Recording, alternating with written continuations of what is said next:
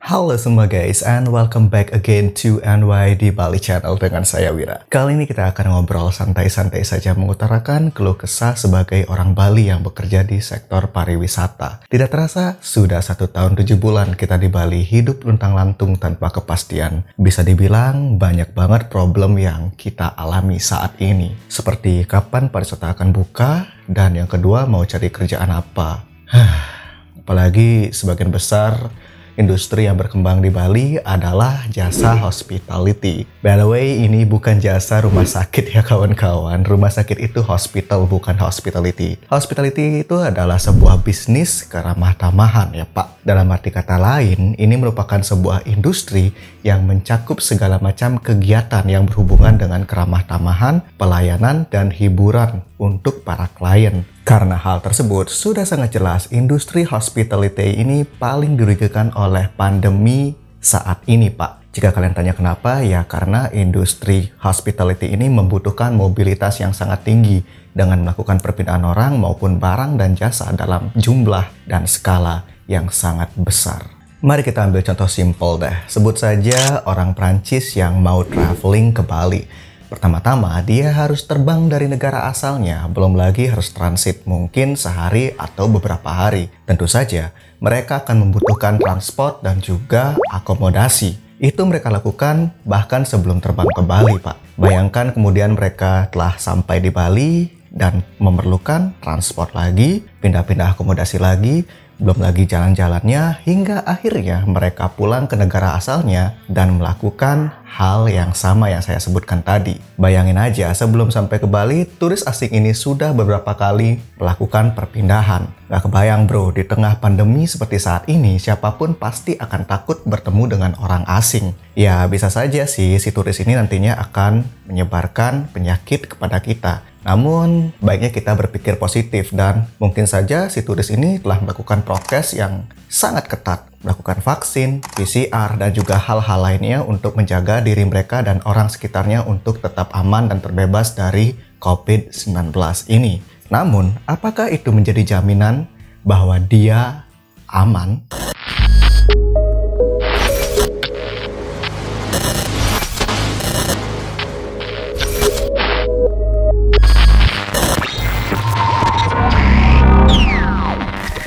Nah, itu yang menjadi pertanyaan besar sekarang, Pak. Ini baru satu case loh. Bagaimana kalau nanti jumlahnya ribuan, ratusan, bahkan jutaan turis asing yang akan sampai ke Bali? Apakah kita bisa menjamin kalau mereka semua yang datang ke Bali itu disiplin, aman, dan menjaga prokes? Dan mungkin kan, kita tidak bisa istilahnya menebak mereka melakukan hal yang kita inginkan. Siapapun yang menjadi pemimpin kalau dihadapkan dengan kondisi seperti ini, seperti saat ini, pasti pusing, Pak. Saya saja pusing, padahal baru memikirkan masa depan untuk diri saya sendiri, Pak. Bagaimana dengan pemimpin kita di atas? Buat yang percaya dengan teori-teori konspirasi, mari kita singkirkan dulu. Jangan bahas-bahasan globalis, bro. Ribet, Pak. Mereka saja nggak sadar kalau kita eksis dan hidup di dunia ini, kan?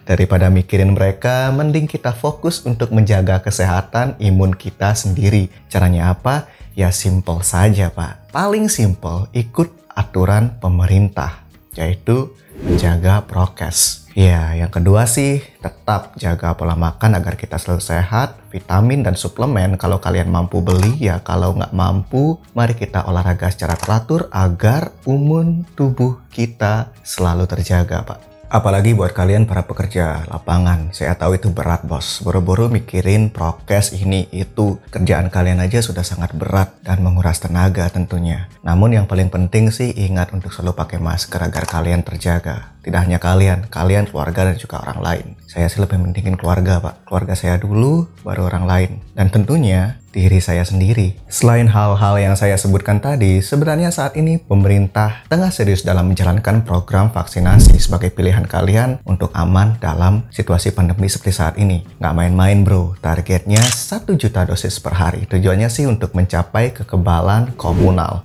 Sampai di sini saya jangan diserang dulu ya bos. Harus dicatat dan benar-benar harus kalian catat. Vaksinasi itu harus diikuti dengan kesadaran setiap individu. Istilahnya your body, your choice lah. Kalau kalian tidak mau vaksin, ya wes. silahkan, itu hak kalian. Dengan catatan, jangan lupa untuk selalu menjaga prokesnya agar kalian juga aman di tengah pandemi seperti saat ini. Saya yakin sebagian orang yang menolak vaksin tidak selalu karena mereka percaya teori konspirasi dan juga hal-hal negatif yang sering dibicarakan orang-orang. Kan mungkin saja kalian atau mereka punya riwayat penyakit bawaan yang tidak mungkin melakukan vaksin. Jadi jangan asal judge kalau mereka pemberontak, bos. Malah perkeruh keadaan nantinya.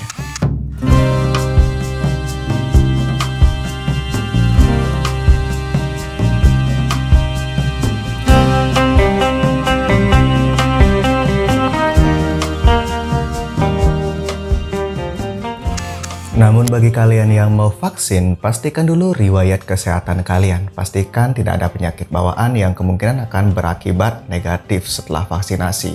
Atau bisa saja ada yang punya alergi obat dan lain-lain. Harus diperiksa dulu, bos, bahwa kalian itu benar-benar aman sebelum vaksin.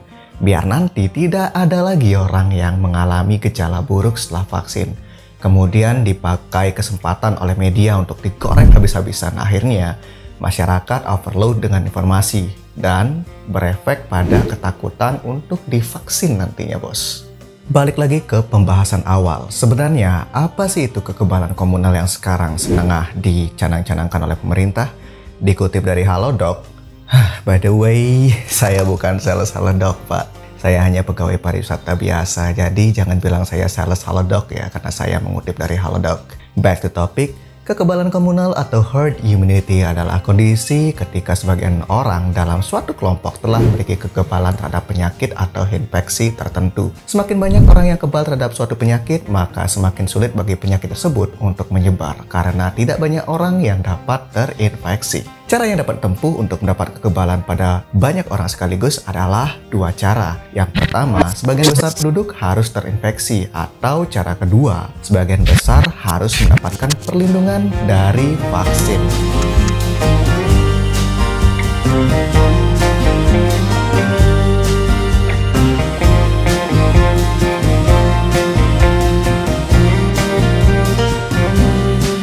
Sebagai bahan pertimbangan dan studi case, mari kita ambil contoh vaksin polio. Ketika seseorang telah mendapatkan vaksin polio, maka tubuhnya akan membentuk kekebalan spesifik terhadap virus polio. Suatu saat, ketika ada virus polio memasuki tubuh orang tersebut, sistem imun tubuhnya telah siap melawan virus polio. Sehingga virus ini akan mati dan tidak sampai menyebabkan penyakit polio. Dengan begitu, tentu saja virus ini juga tidak dapat menyebar ke orang lain.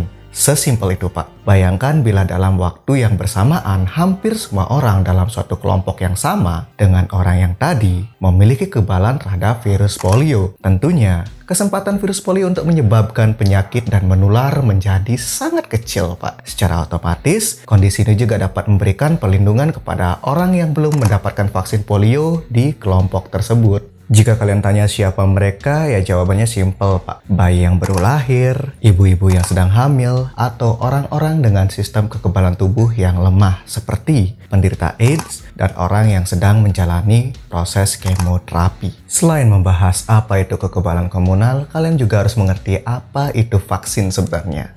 Secara singkat, vaksin adalah suatu zat atau senyawa yang berfungsi untuk membentuk kekebalan tubuh terhadap suatu penyakit, Pak. Kandungan vaksin dapat berupa bakteri atau virus yang telah dilemahkan atau dimatikan. Bisa juga berupa bagian dari bakteri atau virus tersebut. Kemudian, vaksin ini dapat diberikan dalam bentuk suntikan, tetesan minum, atau melalui uap atau aerosol. Bila seorang sudah mendapatkan vaksin untuk suatu penyakit, tubuhnya bisa dengan cepat membentuk antibodi untuk melawan kuman atau virus penyebab penyakit tersebut ketika dia terpapar nantinya.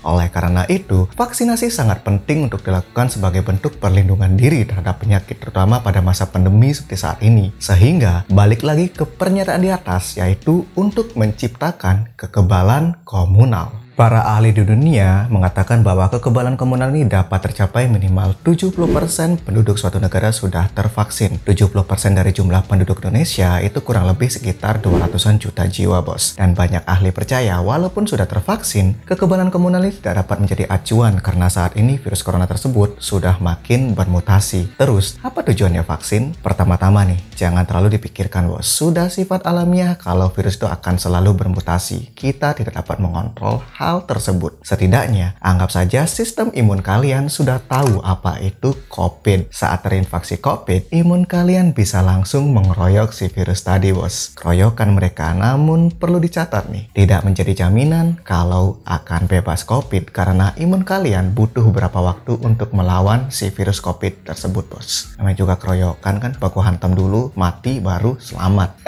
Nah, jika kalian tanya, saat ini sudah berapa persen penduduk kita tervaksinasi secara lengkap, bos? Kita pakai saja data presentasi yang sudah mendapatkan 2 kali vaksin biar nggak ribet. 1 kali, 2 kali, ribet ah. Data ini diambil bulan Juli tanggal 13 dengan persentase vaksin lengkap di Indonesia itu sekitar 7% dengan cakupan vaksin di atas 50 juta jiwa. Kita bandingkan dengan negara tetangga kita, Malaysia sudah sekitar 11% atau setara dengan 11 juta jiwa. Kalau Singapura sudah hampir 40%, bos. Itu setara dengan 6 juta jiwa. Mau bagaimana lagi? Negara itu kecil, Pak. Bali saja lebih besar daripada Singapura. Di Indonesia sendiri, Pulau Bali itu menduduki tingkat teratas dalam jumlah penduduk yang sudah tervaksinasi lengkap.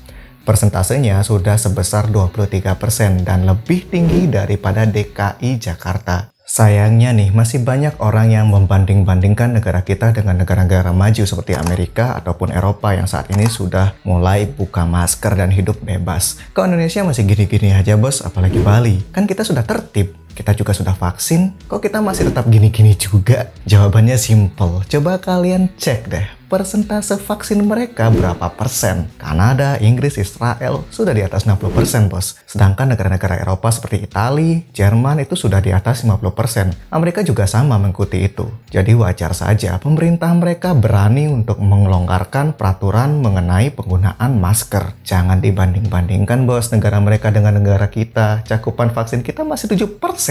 Masih sangat kecil. Sedangkan kesadaran dan disiplin rakyat kita juga masih sangat rendah. Belum lagi ditambah ketidakpercayaan rakyat atas performance wakil-wakil mereka.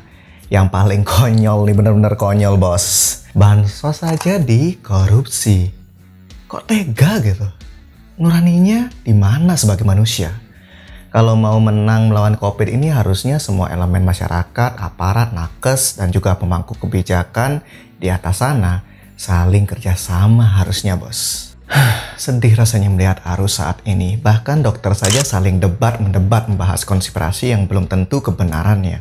Malah memperkeruh suasana. Saat kalian sedang berdebat, siapa yang harus kita percaya sebenarnya? Dukun? Atau broadcast WhatsApp keluarga? Ayolah. Rakyat kalian saat ini sedang pusing. Terlalu banyak distorsi informasi yang kita dapatkan saat ini. Maunya mengkritik, tapi harus memberikan solusi. Maunya kritis, tapi malah menjadi miris. Terus kalau seperti ini, wakil-wakil kita yang ditugaskan di sana, fungsinya apa, bos? Kami sudah mempercayakan suara kami ke kalian. Jadi, please, kami mohon, jangan berikan kami tugas tambahan. Kami mohon, percayalah. Rakyat kalian kalau sudah dibimbing dengan baik, sopan, santun, sudah dilayani dengan tulus, dan dinasehati dengan ikhlas, kita akan menuruti apapun kebijakan pemerintah, asal kalian tidak menyengsarakan kami. Yang benar-benar menginginkan pandemik ini segera usai, itu bukan kalian yang ada di atas sana, tapi kami, kelas pekerja di bawah ini, bos. Kami yakin pemerintah pasti sedang berupaya sedemikian besar agar masyarakat mendapatkan kebebasannya kembali. Bagi bapak-bapak dan ibu-ibu aparat, jangan galak-galak pada rakyat kalian. Jangan main gusur atau main tutup. Banyak rakyat kecil yang punya usaha bukan sekedar untuk mencari uang, Pak, tetapi juga untuk bertahan hidup di tengah pandemi seperti saat ini. Kalau kalian gusur, kalian persekusi atas dasar menjalankan tugas, rakyat kalian juga butuh makan, bos. Setelah kalian bubarkan, solusinya apa? Kalau bisa, saat mereka membuat kerumunan, yang dibubarkan itu kerumunannya, bukan usahanya. Saya rasa itu lebih manusiawi daripada memilih opsi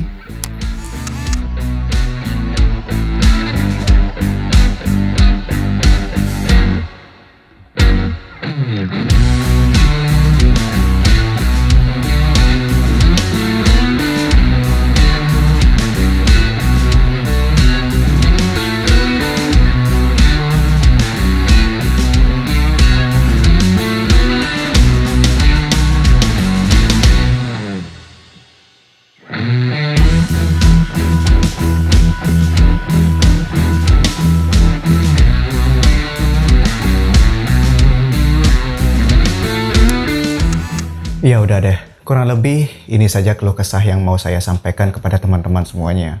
Terserah kalian mau like, komen, atau share video ini, terserah kalian, yang penting stay safe. Kalau mau keluar rumah, keluar saja, namun ingat prokesnya harus selalu dijaga. Wira pamit cari dagang bakso. And see you in the next video.